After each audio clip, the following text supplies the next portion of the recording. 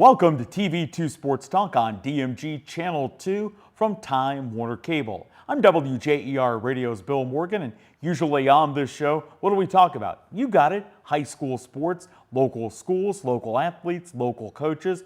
This week, changing our focus to officiating. Obviously, you can't have a volleyball match, you can't have a football game, you can't have basketball, softball, baseball, wrestling, the list goes on without the guys and the ladies that make the calls in those games. This week, we're going to talk about high school football officiating with a trio of guys who are involved in that, and they're looking for help as they'll begin teaching high school football officiating classes licensed by the OHSAA coming up in the beginning of April. So we'll talk with Steve Rippett along with Joe Stemphan and Mark Pape about that, all when this week's edition of TV2 Sports Talk continues on DMG Channel 2 from Time Warner Cable.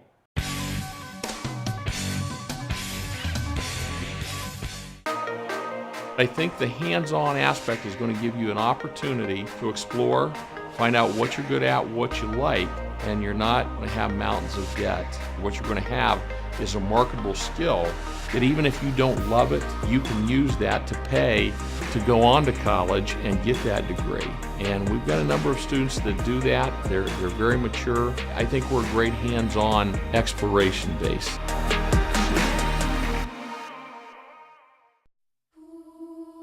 Well, I woke up to the sound of silence and cars.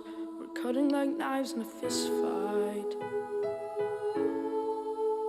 And I found you with a tear in your eye, your head in the curtains and heart like the 4th of July. You swore and said, we are not shining stars. This I know, I never said we are. If you're lost and alone, or you're sinking like a stone, carry on. May your past be the sound of your feet upon the ground. Carry on. Carry on, carry on. We are shining stars. Carry on, carry on. We are who we are.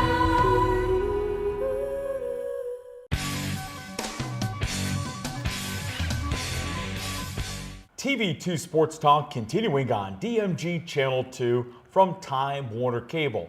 Usually when we focus in on local high school sports, we're talking with athletes, we're talking with coaches, but this week we're talking with officials. And what are the challenges when it comes to local high school sports? And this week we're going to focus in on football officiating, but whether it's football, basketball, volleyball, baseball, it really doesn't matter, is recruiting officials. The officiating crowd is getting a little bit more mature, we'll put it that way, and they need some new, younger, interested people. And Steve Rippett here to talk about that. And Steve, we sort of joke around about that, but there certainly is truth to that. Some talented officials who have been in the game a long time either have retired or are considering retiring, and you guys need to get some people who are interested in the game. Certainly, Bill. It's a big thing for us right now. We've got a number of our good old crews who had a lot of experience, a lot of guys who have put a lot of years into the game, who are now getting to a point where they're saying, look, I need to step aside and let some younger guys come in, and we're looking at the door and saying, but there's no one there. When you talk about, I guess, trying to recruit those people, what are the usual avenues you guys go about for doing that? What are some of the new things you're trying to do? Well, what we're trying to do new this year is, previously we have taught our class, the officiating class, throughout the season. And then at the end of the year, the official candidates could take their test and get their license. Well, that basically excluded them from an entire season of work. So what we're going to try this year is we're working with the Buckeye Career Center. They're graciously allowing us to hold our classes there. We're going to start in April. And then we are going to finish up in the end of May, spend 2 months teaching the course, and people who participate can take their licensing test and be ready to go and accept games and be working this fall. So doing the training in the spring to get them ready for fall work. Steve Rippett with the Tuscarawas Football Officials Association, our guest on TV2 Sports Talk this week, as we tell you a little bit about the game and getting involved if that's something that you'd like to do. Steve, before we dive into classes, how long that takes, maybe what you get paid when you start out officiating middle school games, I guess, what are some of the basic qualifications you guys would like to see guys and ladies can do this too have if they want to get involved? One of the main qualifications, you need to love the game of football and enjoy it. Do you have to have played it? No. Is it helpful to have a knowledge of the game? Yes. But when it comes to the rules, the mechanics of the job of officiating, that's what we're going to teach you. But if someone has an interest in the game, they have an interest in helping young people, and they want to be involved and do something that's a little bit physical fit, officiating is a nice way to do that. And Steve, I've heard you guys talk about for years, and again, whether we're talking football, whether we're talking basketball, softball, baseball, the list goes on and on. Every sport needs to be officiated. You guys you do get compensated, but you guys are not getting wealthy doing this whatsoever. I guess so when people start off at the middle school level, what are they making per game? And when someday, if they're good enough and dedicated enough and get to the varsity level, how much does that increase? Generally speaking, in this area, you're looking at in the neighborhood of $30 to $35 for a lower level game. That would be 7th grade up through junior varsity. Sometimes the junior varsity pays a little bit more. A varsity game, anywhere from $60 to $70 typically for a Friday night game or a Saturday afternoon varsity game. We're not getting rich doing these games. By the time you've driven to the game, eaten a meal, and spent 4 hours there at the stadium, the hourly rate isn't great, but the reward you get and the camaraderie of working with 4 other gentlemen on a weekly basis, being there, getting to know the coaches, the players, and being a part of the game is well worth it in itself. All a part of TV2 Sports Talk this week on DMG Channel 2 from Time Warner Cable. Steve, we're going to dive into, again, when the classes start and how people can get signed up coming up a little bit later on during the show. How did you start doing this? I was recruited by Jim Blickensderfer at church over the course of years, and he's trying to get me into basketball, but thankfully I coached that one, so I can't. But I was recruited as a guy who, look, you played the game, you loved the game, you'd be a great official, and talked me into the course. And I've been doing it now for, 11 years, and loving every minute of it, and look forward to the season every year. When you talk about, I guess, some of the inherent challenges, especially once you get to the varsity level, as opposed to when you guys were officiating at the middle school level, and I know in a worst case scenario, sometimes you guys will do those middle school games with 2 guys, you like to have 3 guys. You have more help at the varsity level, but I would assume there are some challenges that come along with it at the higher levels. Well, one of the biggest challenges I find, Bill, is that while I know I'm not getting any slower, these young men seem to be getting faster every year because it's a chore to keep up with them. But that's one of the great challenges, is to get yourself in shape and get ready, not only mentally with the rules, but physically with getting ready for the season, knowing that you're going to be going up against trying to keep up with some 15, 16, 17-year-old young men that can motor up and down the field. So, yeah, the difference between the junior high level, the varsity level, the speed of the game, the speed and strength of the players is the most noticeable thing. Talking high school football officiating this week on DMG Channel 2 on Time Warner Cable, how you can get involved if that's something you're interested in doing. Steve, back to the classes. They will start when? How long will they take? We will be beginning April 4th. It's a 2-hour class per night. We're going to meet on Mondays and Wednesdays at Buckeye Career Center. We will be off for a week for their spring break, so there's some vacation times in there. We're going to work around the Buckeye schedule. It's going to go to the end of May, and then we will arrange to take the test online, probably through Buckeye again. And at that point, pass the test and you're an official. Coming up as this week's show continues, we'll talk with some of the gentlemen that officiate the game, talk a little bit about how that unfolds, whether it's on game day, whether that's throughout the course of the season, and how you can get involved as well. It's all when TV2 Sports Talk continues on DMG Channel 2 from Time Warner Cable.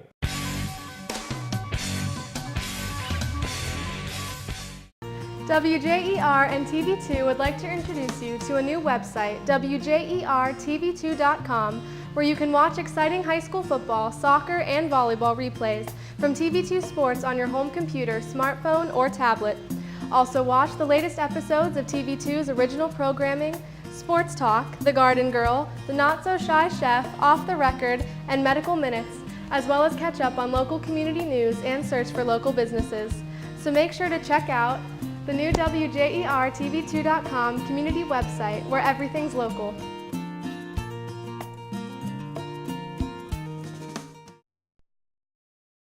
Hi, I'm Elaine Miller with Naturally Green Cleaning Service.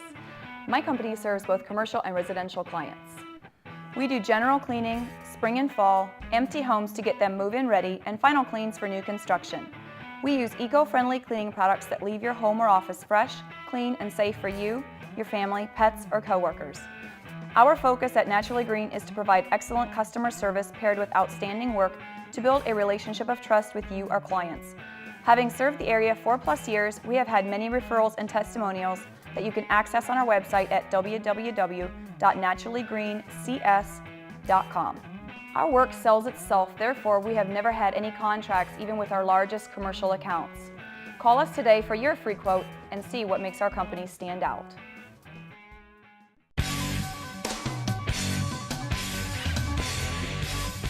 TV2 Sports Talk, and our focus this week, high school football officiating classes for those who may be interested in traveling that path, beginning soon out at the Buckeye Career Center in New Philadelphia. Happy to be joined by Joe Stephan and Mark Pape. And Mark, we were talking with Steve Rippeth earlier in the show about how he got involved in this, how long you've been officiating football, and we heard Steve talk about you guys are not getting wealthy doing this. Why do you do that on Friday nights? Well, I've been involved in sports with my son all through high school, and then after he graduated from high school, in order to stay involved in sports, and I decided to become a football official.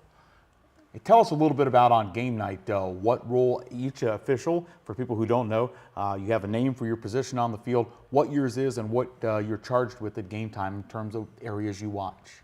I am the line judge, and I am on the sideline of the home team most of the time, or the press box side, and I'm watching the line of scrimmage for false starts, holding, and watching the receivers as they go down the field for interference and make sure they catch the ball inbounds.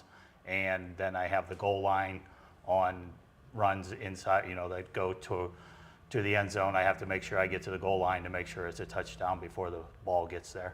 Mark, you mentioned holding. Now, high school football fans, college football fans, NFL will say, tell that Pape guy that there's holding on every play. Is that true? Is it not true? Do you guys make that call when it's relevant to what's happening on the field? I guess, what are your thoughts when you hear fans and goofy guys in the media saying stuff like that? Well, if you listen to the coach that's on defense or on your side of the ball, there's holding on every play. But most of the time there's not holding, and we look for the calls where it's close to the play. If it's on the backside of a sweep going the other direction, you're not going to call that because it's not impacting the play. But for the most part, most teams are pretty clean, and they have holding, and you try to get the ones that are very obvious. And Mark, people hear the word holding, and I think this is one of the things that people learn when they come and take the officiating classes. What they think is holding, or what they think is encroachment, or what they think is pass interference. Steve has told me this many times.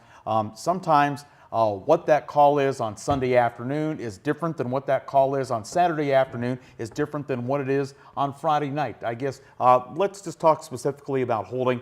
What is the rule book, textbook definition of holding? When you grab somebody and impede their progress towards the ball, or tackle them, or get your arms outside of the shoulder pads, and that's usually when they call holding. There you have it. So the next time you see a holding flag or don't see a holding flag, you can reference it, and if you don't like the call made, you can send a letter to Mark Pape, and Mark will try and get that all cleared up for you. Joe Stephan, also our guest, and Joe, you teach the classes as a part of getting the officials licensed. I guess you said this is really your second year of teaching it, but having gone through those classes, you're a referee on Friday night, the guy that's in charge out there on the field. What do you like in terms of candidates that you see that want to get involved in officiating? It's just like what Steve said previously. They gotta love the game, and they don't know previous. Didn't have to play before, but just a pure love for the game.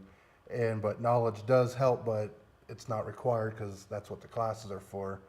And just a willingness to learn about the game, and just the work. Joe, we heard Mark talking about the fact that game night, he's typically on the home sideline, the press box sideline, and when you're one of those guys, the line judge or the linesman, How much grief did those guys get? You throw a flag for holding. You're sort of out in the middle of the field. The coach is a little bit less access to you. Do those guys tend to hear more about a call you make or a call the back judge makes? Absolutely. Because it doesn't matter if I call holding in the backfield, whatever side it's going to be on, they're going to hear about it. In my position, I'm in the middle of nowhere. I hear nothing. So that's the plus. Joe Steffan and Mark Pape, our guests, we talk high school football officiating and how you can get involved in the game. Joe, I guess tell us, I realize it's going to vary from guy to guy and gal to gal as women continue to get involved in officiating. This past season, we saw a woman officiating in the NFL. What is the typical mark? You get your license, you begin officiating middle school football. What's a realistic hope for being able to climb to the varsity level? How long does that take if you're doing your job and learning and progressing? 2 years, because we like to get the experience at the lower level so you get their feet wet. And then the following season, if they think they're ready, they can take the upgrade test to become a Class 1 varsity official. Talking high school football officiating this week, TV2 Sports Talk on DMG Channel 2 from Time Warner Cable. Mark, how many years you mentioned that you've done this? Remind me. I've been in it for 3 years now. And I guess when you talk about that, Mark, what do you think the biggest areas of growth? We ask athletes this sometime. Their biggest areas of improvement from where they started maybe as a sophomore in high school, whatever the sport is, to now they're a senior. What areas have you gotten better in? What have you learned about the game of football since you began doing this? Well, what I've learned most is, I knew the rules or most of the rules, and then it's more of the mechanics, knowing where to be to get to see the play the best, where to move when the ball moves, and what to do when the ball is moving down the field to be where you're supposed to be so that you're there every time. It is all a part of high school football officiating. We'll take a timeout on TV2 Sports Talk, and when we come back, we'll tell you more about how you can get involved in the classes coming up at Buckeye Career Center and sort of poke and prod these guys for some stories. Maybe not attaching high school football coaches locally, their names to the stories, but things they've experienced over their years, making the calls, throwing flags, and not throwing flags, all when TV2 Sports Talk rolls on from DMG Channel 2 on Time Warner Cable.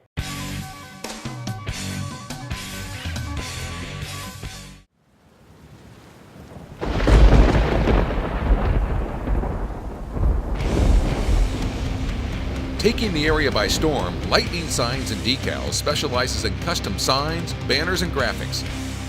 We are also an authorized distributor for Mossy Oak, Browning, Realtree, and Bone Collector graphics and products, as well as a hunting and fishing license agent. Visit online at lightningsign.com or visit the storefront located at 224 7th Street in New Philadelphia. Just wanting to be a police officer, I knew this was a great start, and it turned out to be a fantastic one. Just be able to actually see what you're doing, what you're working on, and understand how you can take one thing and turn it into something else. We got to creatively use skills and academics and see how we can place them into our fields. It was pretty much I had the key to open the door, and that was from Buckeye.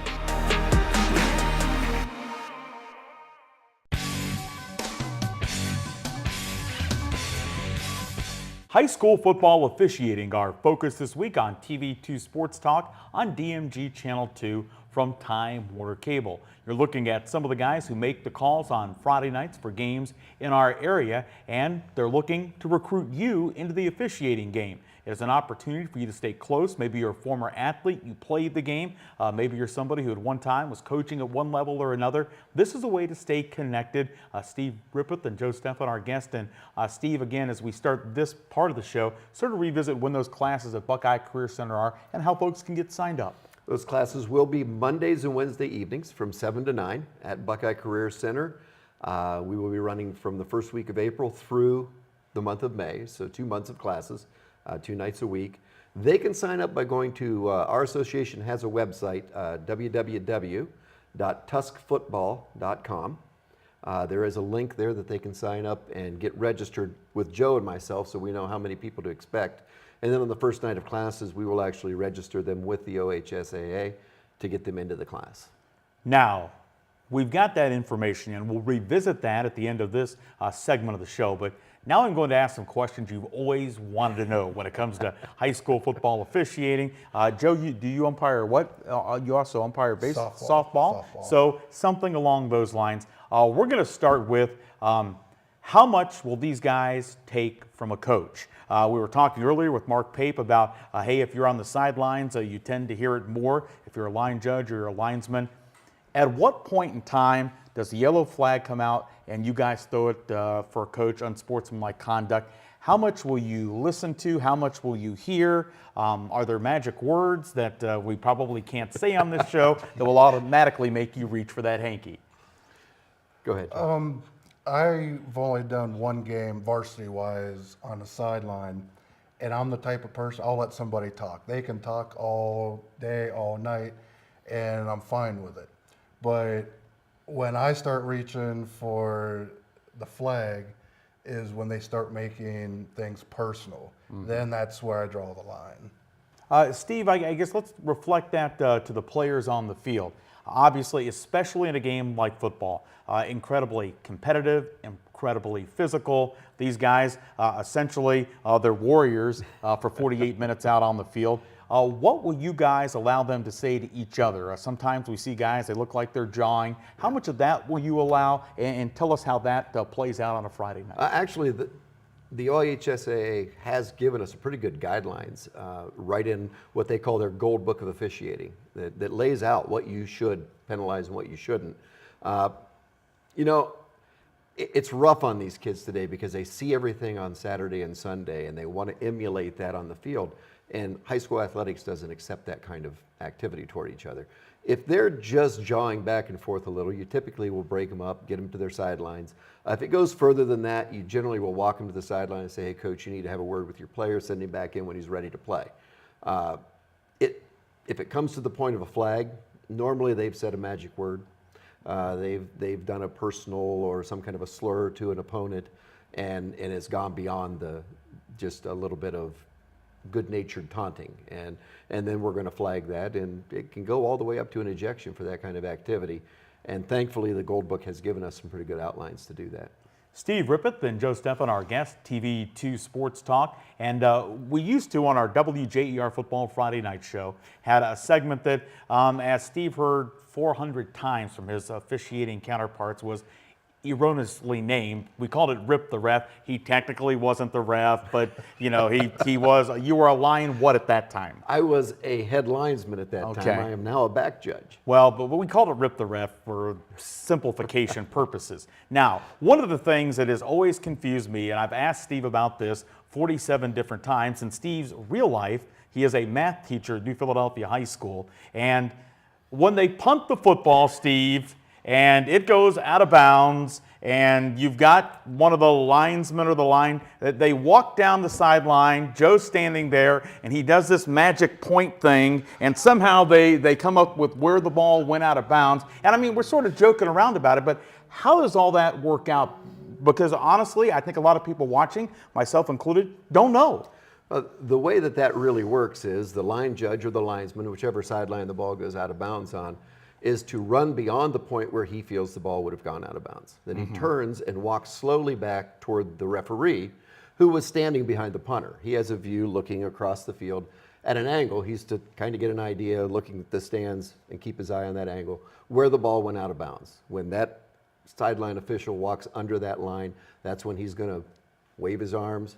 We're going to throw up the arm, and that's where we're going to be. We've triangulated the position of the football going out of bounds. This is where the math teacher part comes in. Triangulate. I knew you were waiting for that. Is this math? We've triangulated the position to find the hypotenuse of the right triangle of where that ball has gone out of bounds relative to the sideline and the punter's position. By the way, when this guy isn't teaching math, officiating football, coaching basketball, he's killing bugs. At some point in time, he may have taken in a little bit too much of that bug spray.